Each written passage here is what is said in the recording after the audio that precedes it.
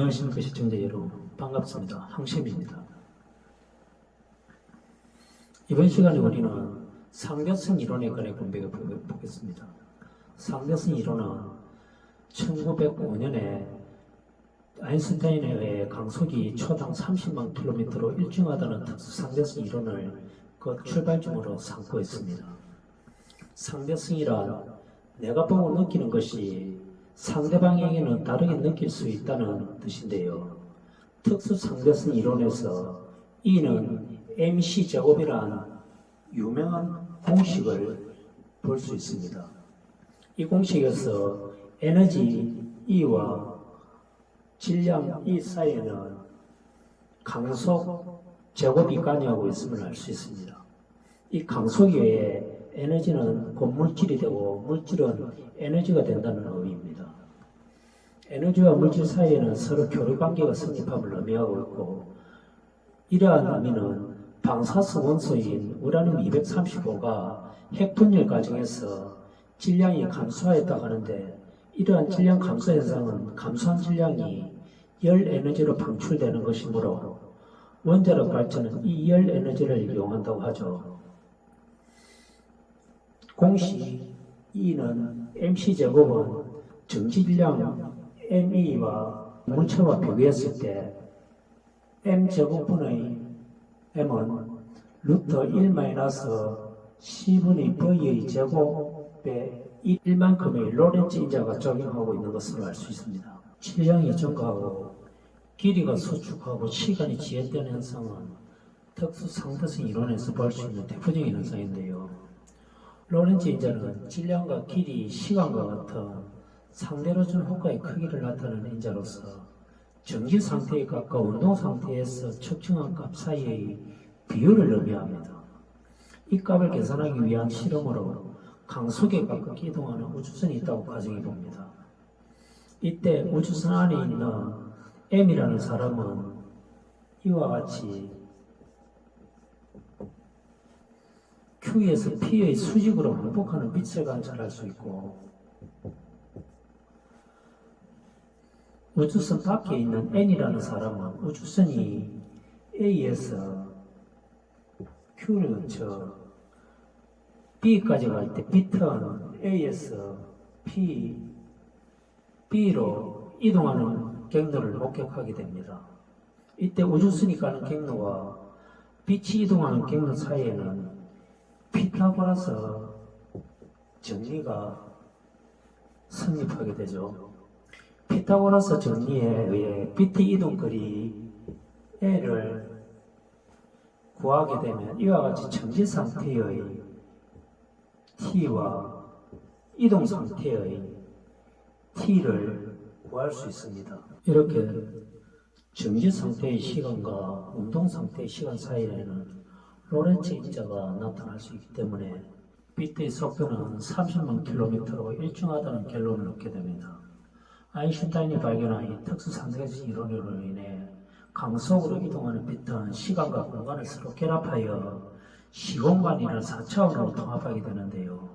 강속은 불변하면서 시간과 공간이 변하게 되는 현상은 고전물리학이 절대시간과 절대공간의 개념을 바탕으로 사고하던 시대의 가치관을 뒤흔든 혁명적인 사건이라고 할 수 있겠죠. 아인슈타인의 상대성 이론이 나타나기 전에는 고전물리학이 뉴턴의 운동법칙이 대세였다고 할 수 있습니다. 뉴턴의 운동 3법칙에는 간성의 법칙, 가속도의 법칙, 작용과 반작용의 법칙이 있습니다. 뉴턴의 운동 제1법칙인 간성의 법칙은 모든 물체는 외부로부터 힘이 작용하지 않는 한 현 상태를 유지하려 한다는 법칙입니다. 제2법칙인 가속도의 법칙은 F는 ma와 같은 표현할 수 있으며, 이 물체의 가속도에는 시간에 따른 속도의 변화량을 의미합니다. 둥근 원의 운동에서 보면 가속도에는 원의 반지름 R가 물체의 속도 제곱으로 나타낼 수 있죠. 제3법칙인 작용과 반작용의 법칙은 모든 작용에는 크기가 같고 방향이 반대인 반작용이 항상 존재한다. 그러므로 두 물체가 서로에게 미치는 힘의 크기는 항상 같고 방향이 반대이다라는 의미로 풀이할 수 있습니다. 뉴턴의 운동법칙은 움직이는 물체의 속도와 가속도, 위치 등의 관계를 수식으로 설명하면서 고정물리학의 토대를 형성하게 됩니다. 사과가 땅에 떨어지는 현상을 깊이 관찰한 그 뉴턴이 질량을 가진 두 물체 사이에는 만륜력의 법칙이 성립한다는 사실을 발견한 것은 거의 유명한 일화에 속하죠. 이 밖에도 아주 작은 원자와 분자 사이의 운동에서 발생한 열과 온도, 압력과의 관계를 정립한 열역학 네 가지 법칙이 그 바탕을 두고 있습니다. 제2형 법칙은 열평행 법칙으로 온도가 다른 두 물체 사이에는 열의 이동이 없는 열평행 상태를 이룬다고 합니다. 제2법칙은 에너지 보존 법칙으로 에너지는 생성되거나 소멸되지 않고 보존된다고 합니다. 제2법칙은 엔트로피 증가의 법칙으로 자이언의 상태는 질소에서 무질소 상태로 엔트로피가 낮은 상태에서 높은 상태로 이동한다는 법칙입니다.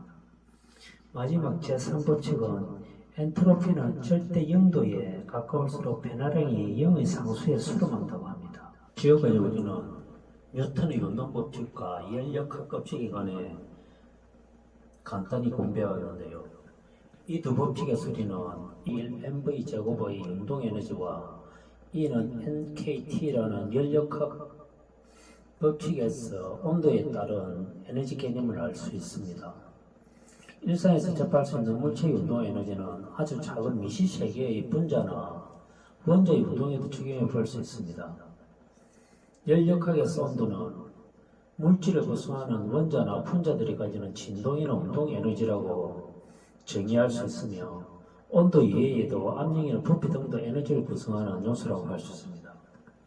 에너지는 일을 할 수 있는 능력이며 물체에 힘을 가해서 일정한 거리만큼 나아가면 일을 했다고 할 수 있는데 이것을 와트는 FX라고 표시할 수 있습니다. 이것을 압력과 부피에 관한 식에서 보면 PV는 nRT인데 이것을 NKT라는 에너지 공식으로 바꾸어 쓸 수도 있습니다.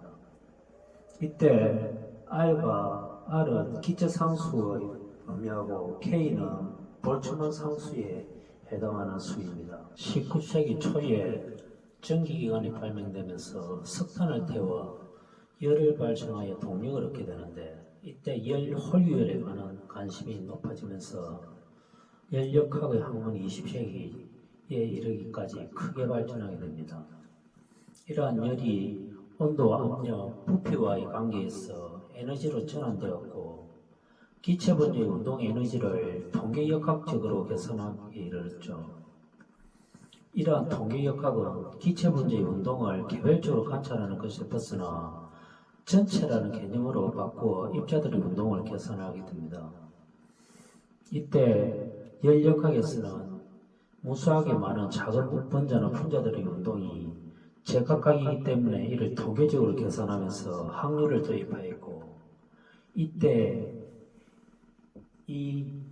이와 같은 치수 함수가 나타나게 되죠. 볼츠만에 의해 제기된 확률 이론은 열이 높은 곳에서 낮은 곳으로 흐르는 것도 확률이 높기 때문이라고 주장합니다.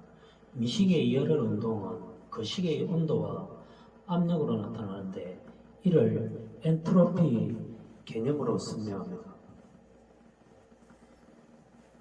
열역학 제2법칙이 엔트로피 법칙이죠. 독일 물리학자 클라우지우스가 1865년에 그의 논문에서 제1법칙인 에너지 보존 법칙과 제2법칙을 발표하게 됩니다. 외부와 열과 열을 교환하고 상호작용하지 않는 고립계를 통해 에너지는 변하지 않고 엔트로피는 감소하지 않는다고 주장하죠. 엔트로피는 에너지의 변화량, 엔트로피의 변화량이 온도와 열의 변화량으로 표현할 수 있고 고립계의 엔트로피 변화량은 0보다 크기 때문에 엔트로피가 감소하지 않는 방향으로 진행된다고 합니다. 엔트로피가 0을 향해 가는 것은 열중 중음으로 표현되는데 이것이 연력학 제3법칙입니다. 미시 상태의 수 W가 1일 때 로그 함수 1은 0이기 때문에 S는 결국 0이 될 수 있습니다. 미시 상태의 수를 표시하는 W의 로그 함수를 지수함수로 나타내면 이 2분의 K분의 S와 2는 마이너스 K분의 T분의 2로 나타낼 수 있습니다. 이때 W는 무수한 W 값이 곱으로 나타낼 수 있고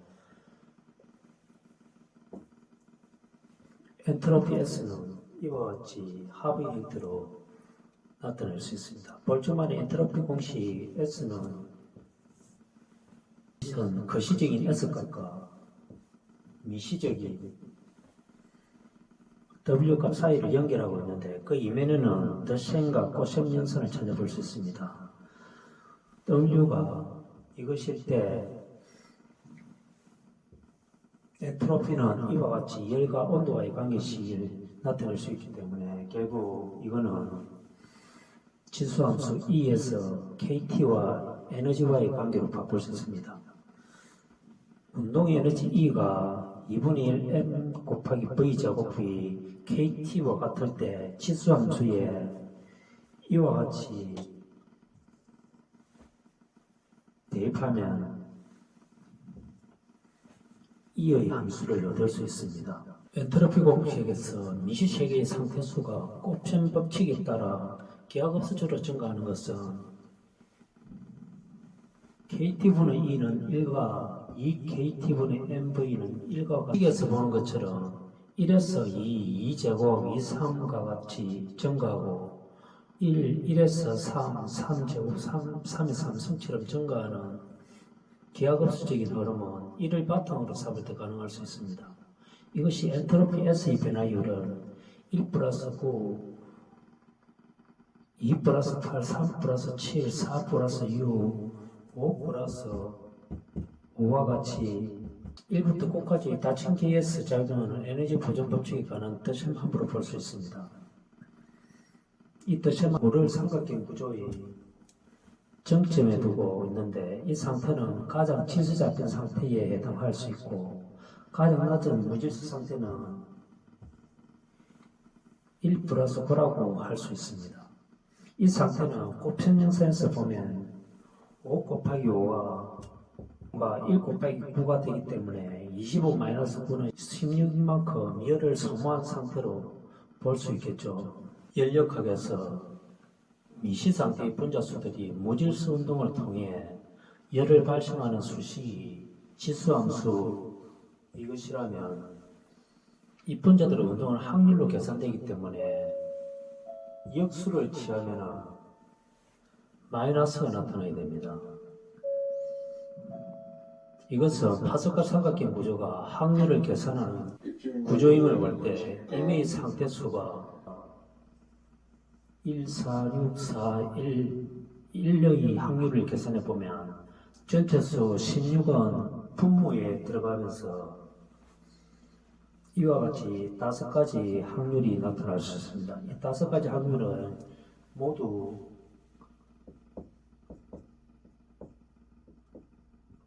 더하면 1이 되기 때문에 연력학에서 계산된 전체 확률 PV는 분자들의 속도에 관한 확률이므로 지수함수 이것에서 확률을 계산해 볼 수 있습니다. 질량이 강수기의 에너지로 전환되고 그 반대도 가능하다는 특수 상대성 이론에서 열을 발생하는 분자들의 운동을 확률로 계산할 수 있게 되면 우리는 음량의 상대성 운동을 설명할 수 있는 이분법의 파스칼 삼각형 구조로 되돌아올 수 있습니다. 이 삼각형 구조는 A 플러스 B분의 N승과 같은 이항 구조이기 때문에 A는 1, B는 1과 A는 1일 때 B는 2와 같은 값을 대입할 수 있는데 이 과정에서 1 플러스 1 N승은 n은 0부터 자연수를 대입할 수 있으므로 1 플러스 1n은 1, 2, 2의 2승, 2의 3승과 같은 기하급수적인 수열이 되고 1 플러스 2의 n승일 때 이 수열은 1, 3, 3제곱, 3의 3승과 같은 기하급수가 나타날 수 있습니다. 또한 확률을 계산할 때 여기 적용되기 때문에 1과 2분의 1, 4분의 1, 8분의 1과 같은 수열과 1과 3분의 1, 9분의 1, 27분의 1과 같은 수열도 찾아볼 수 있습니다.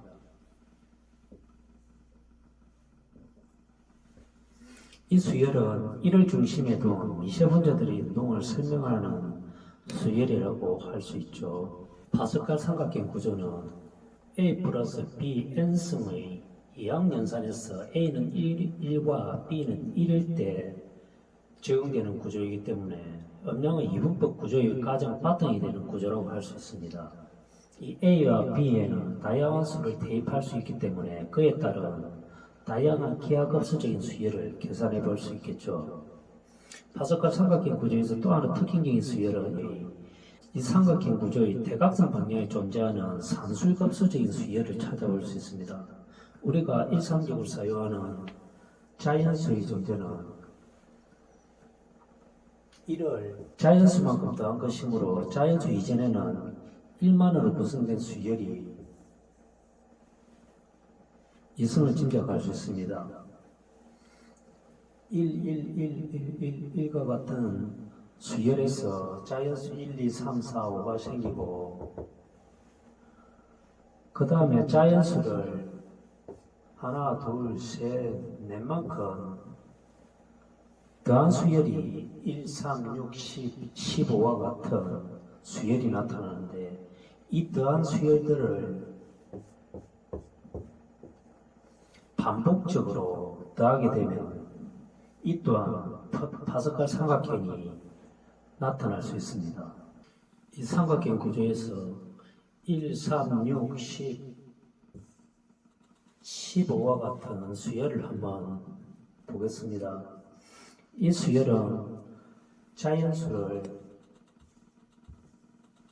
몇 개씩 묶은 덩어리를 표시하는 수열로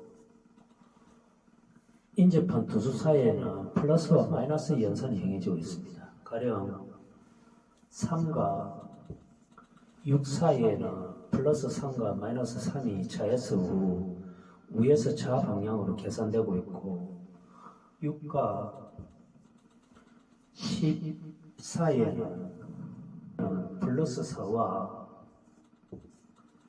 마이너스 4가 양방향에서 계산되는 것을 볼 수 있죠.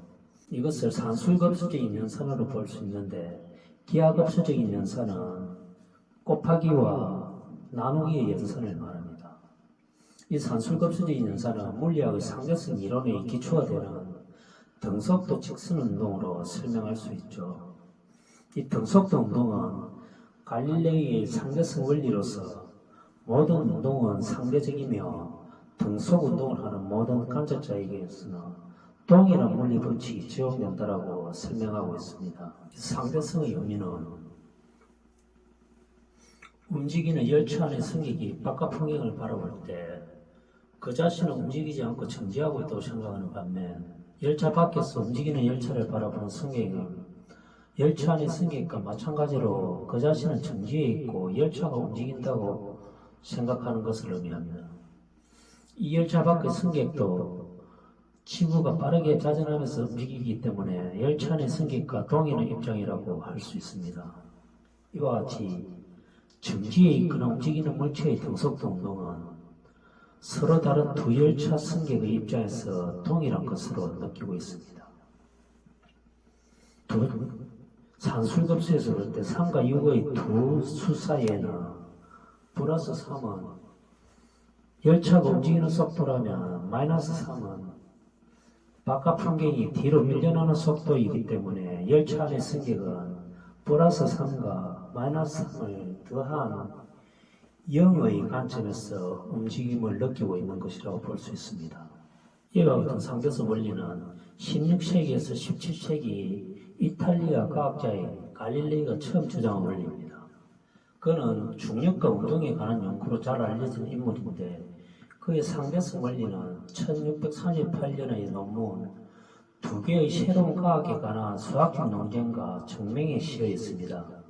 이것을 한번 인용해보면 당신이 어떤 큰 배의 선실에 친구와 함께 있다고 가정해 봅시다. 선실에는 파리와 나비가 날아다니고 금붕어가 들어있는 어항도 있으며 병이 하나 매달려 있고 그 밑에는 큰 그릇이 있는데 병에서 물이 한 방울씩 떨어지고 있다고 해봅시다. 배가 멈춰 있을 때는 주의 깊게 살펴보면 파리나 나비는 어느 방향이나 비슷한 속도로 날아다니고 금붕어는 어항 속에서 한가롭게 헤엄칩니다. 병에서 떨어지는 물방울은 정확히 밑에 있는 그릇으로 떨어집니다.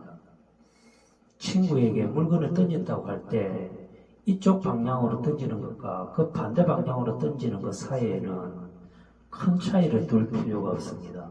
이제 배가 일정한 속도로 곧바로 움직인다고 가정해 봅시다. 주의 깊게 살펴보면 이 모든 것이 하나도 달라지지 않음을 알게 될 겁니다. 심지어 당신은 지금 움직이고 있는 배 안에 있는지 아니면 멈춰 있는 배 안에 있는지도 구별하기 힘들 것입니다. 갈릴레이가 설명한 정지한 배와 움직이는 배에 관한 상대성 원리는 모든 등속도 운동에 적용되는 원리인 것입니다. 이 원리는 뉴턴 제2법칙인 가속도 운동이 나타나게 되면 물체의 중심에 작용하는 중력이 가속도와 다르지 않다는 사실을 통해 달이 지구 주위를 공전하고 지구가 태양 주위를 공전하는 원과 타원 운동을 설명하게 됩니다. 등속도 운동이 직선 운동이라면 가속도 운동은 원 운동이기 때문에 이 두 개의 운동은 파스칼 삼각형 구조에서 부분과 전체의 개념으로 설명할 수 있습니다. 이에 관한 공부는 다음 시간에 다시 하기로 하고 오늘 강의는 이것으로 마치겠습니다. 시청해 주셔서 감사합니다.